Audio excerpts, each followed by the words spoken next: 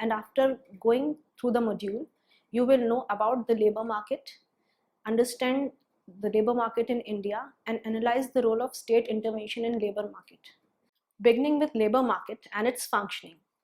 The demand for labor is a derived demand. That is, the demand for labor is not a direct demand, unlike the commodity demand. A labor is demanded only when a demand for commodity is there. As against commodity market, labor market has personal factors playing an important role, which are governed by the socio-economic and cultural interplay within the society. As just now said, labor is essentially an imperfect market because the buyer of the labor normally sets the price. Labor market undergoes a process in which it balances the supply and demand for a particular factor in abstraction.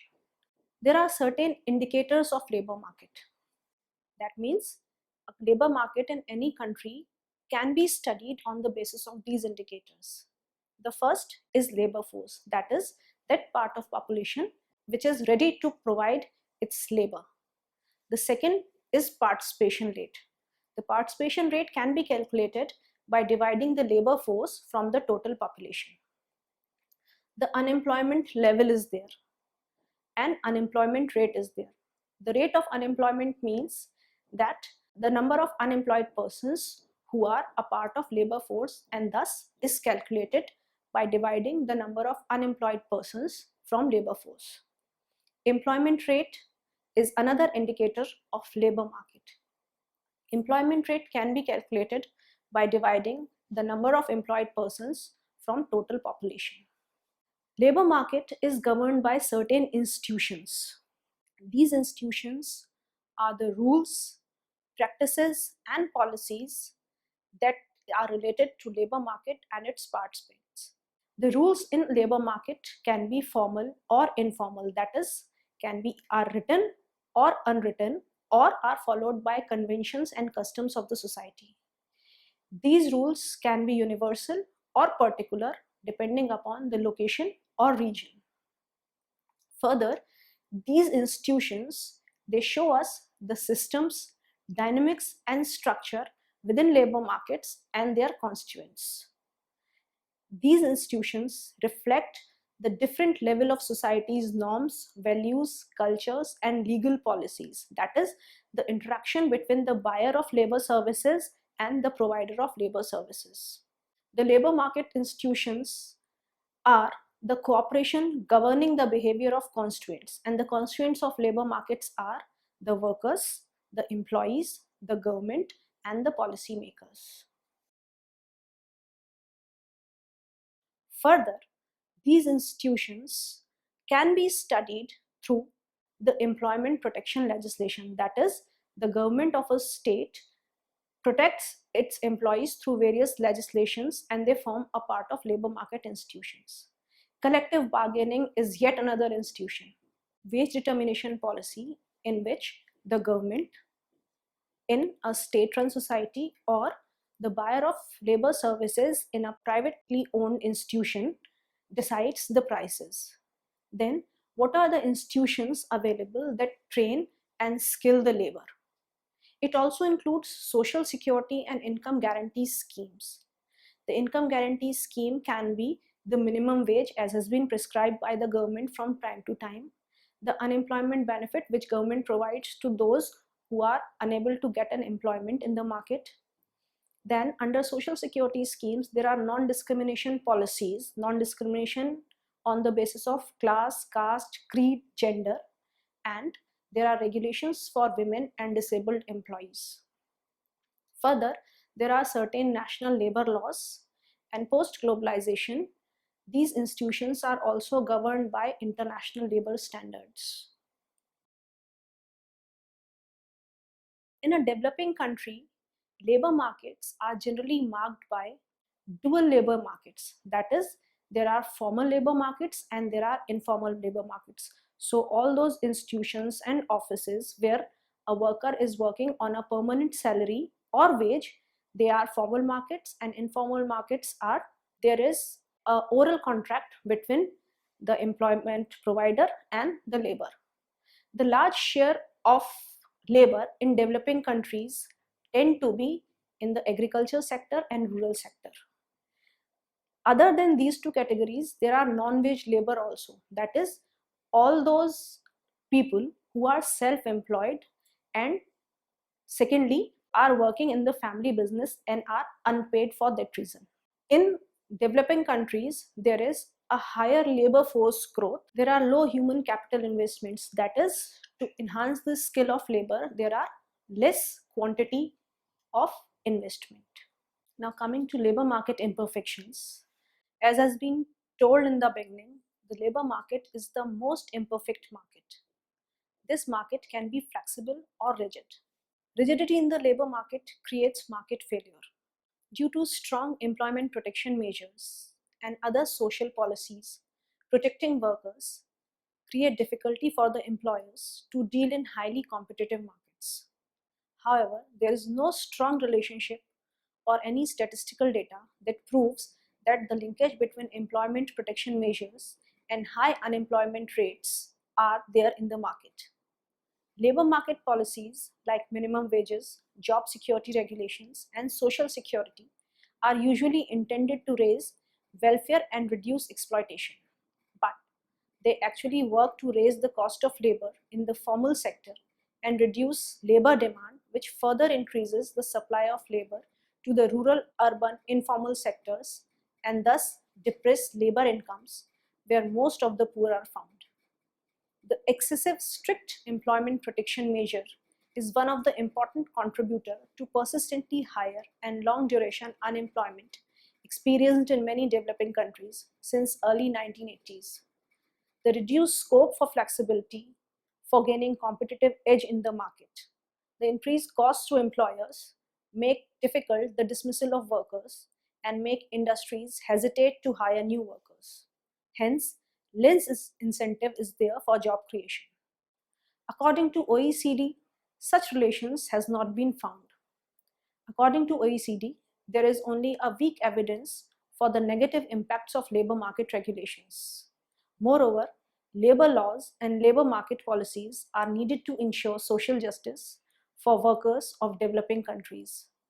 In labor markets where labor is in surplus, there must be a minimum statutory protection for workers. As I've just now said, that labor market can be rigid or flexible. For flexibility in the labor market, the key issues for employees, management, and social partners and policymakers alike is to strike the right balance between flexibility and security.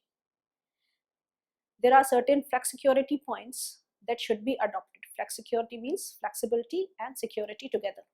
The first point is flexible and reliable contractual agreements through the modern labor laws, collective arrangements with worker organizations should be made.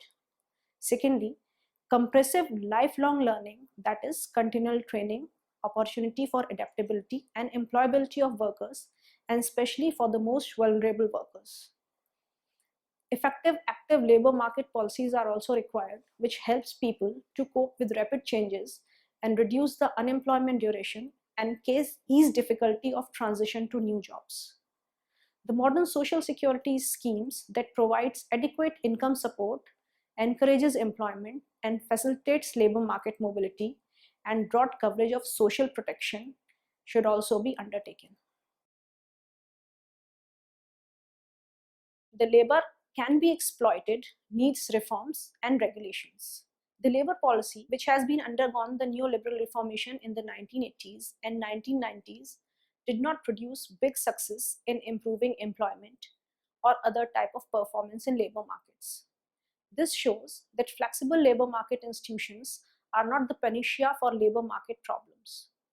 Now coming to labor markets in India, the most common hypothesis about Indian labor market is that it is outdated and invalid. The differences between Indian labor market and labor markets in developed countries are not of essence but of degree.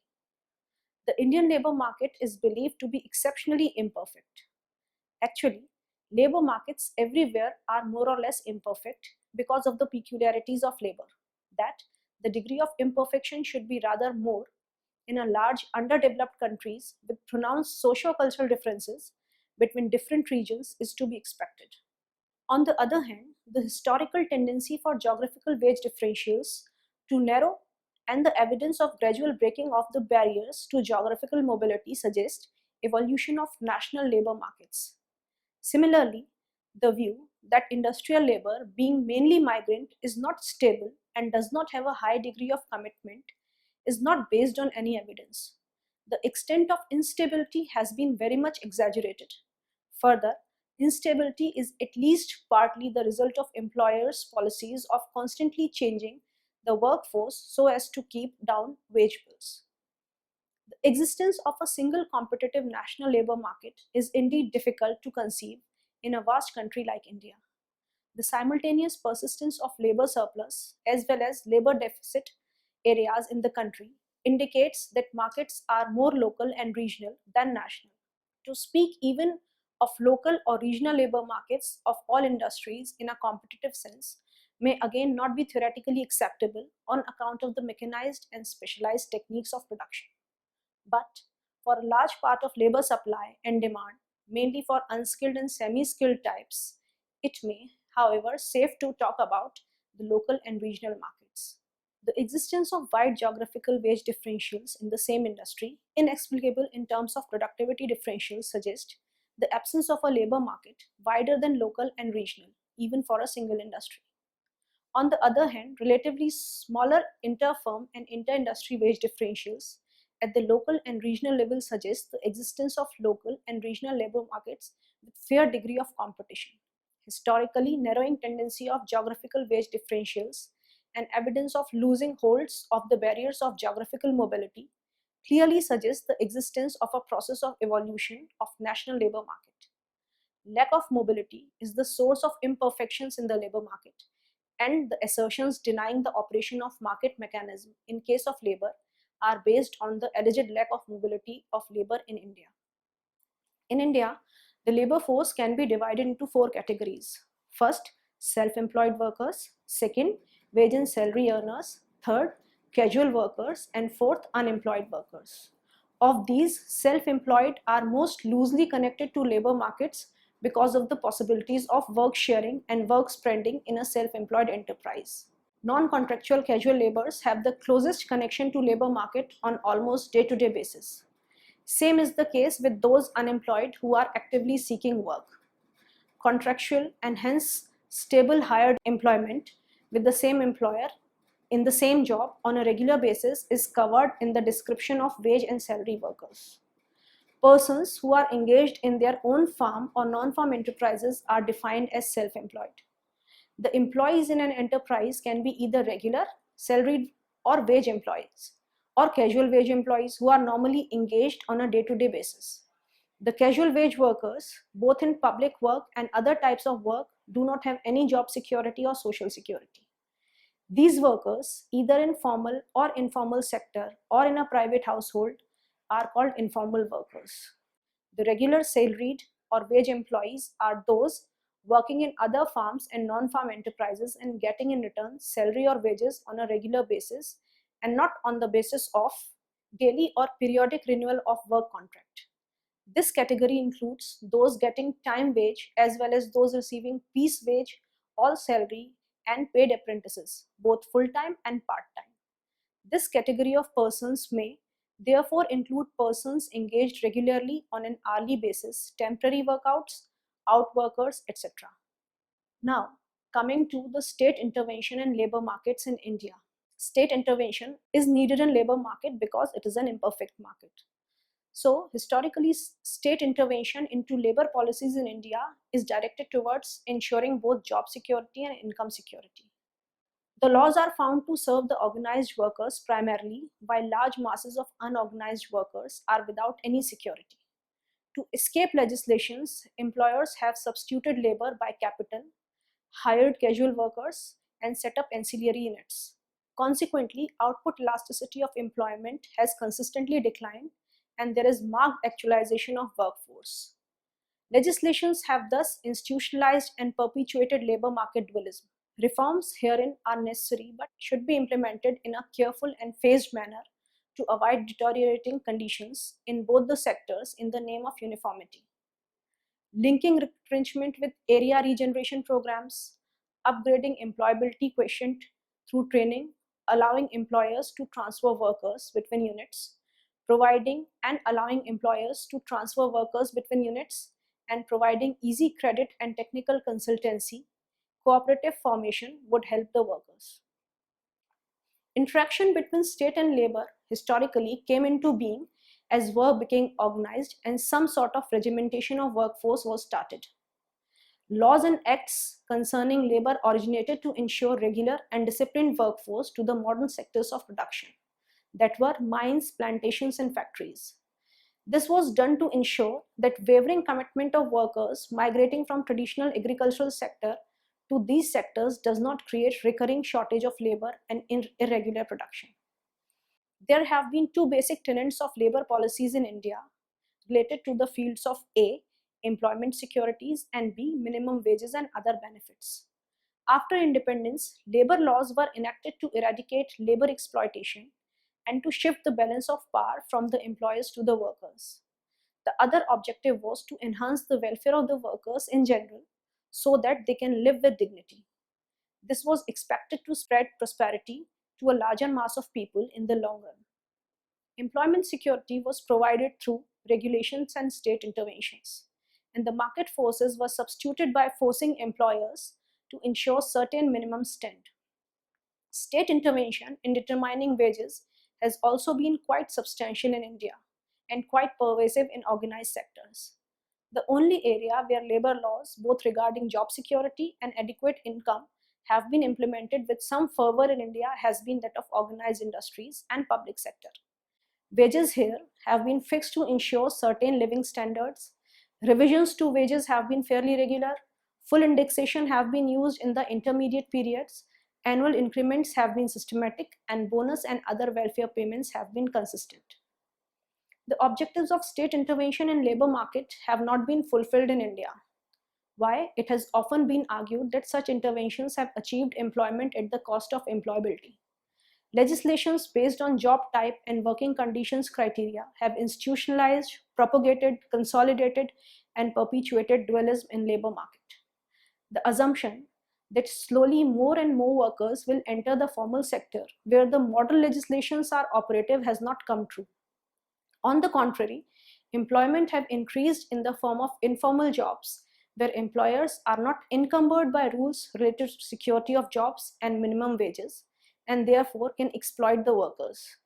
The very intention of providing protection to the working class has created a small enclave of protected laborers, leaving out the teeming millions to fend for them in the market. This has gone against the proclaimed principle of social equity, leading to persistence of poverty and economic inequality. It is argued that in the context of globalization, labor market reforms are necessary for stimulating long-term growth of output and employment in the Indian economy. The attack has mainly been focused against the regulations restricting retrenchment and closure, that is, those that impede employment flexibility. While it is true that restrictions to flexibility have prevented unemployment during downturns, it has also dampened employers' incentive to expand employment during upswings. These regulations have obstructed expansion of flourishing sectors, prevented restructuring of dying sectors, and hence constrained growth in both output and employment. Also, high actual labor costs act as a restraint to foreign investment and confines it to capital-intensive sectors. In the face of growing external competition, the clamor for restructuring the gained momentum, these regulations have obstructed expansion of flourishing industries, prevented restructuring of dying sectors, and hence constrained growth in both output and employment. Also, high actual labor costs act as a restraint to foreign investment and confines it to capital-intensive sectors. In the face of growing external competition, the clamor for restructuring has gained momentum. It is argued that if introduced, the right to hire and fire will enable employers to compete with MNCs enjoying flexible conditions and help them to actually prosper, lifting employment figures upwards. Summarily, labor, unlike other factors of production, is governed by socio-cultural conditions. The labor markets, which, as has been repeatedly said, are imperfect because of wage and productivity differentials, need state intervention to accomplish the objective of social justice. The contradiction, however, is that the stringent intervention by state dampen the spirit of employers who want flexibility in providing employment. This has resulted in casualization of workforce on a large scale. Also, it has increased the number of working poor.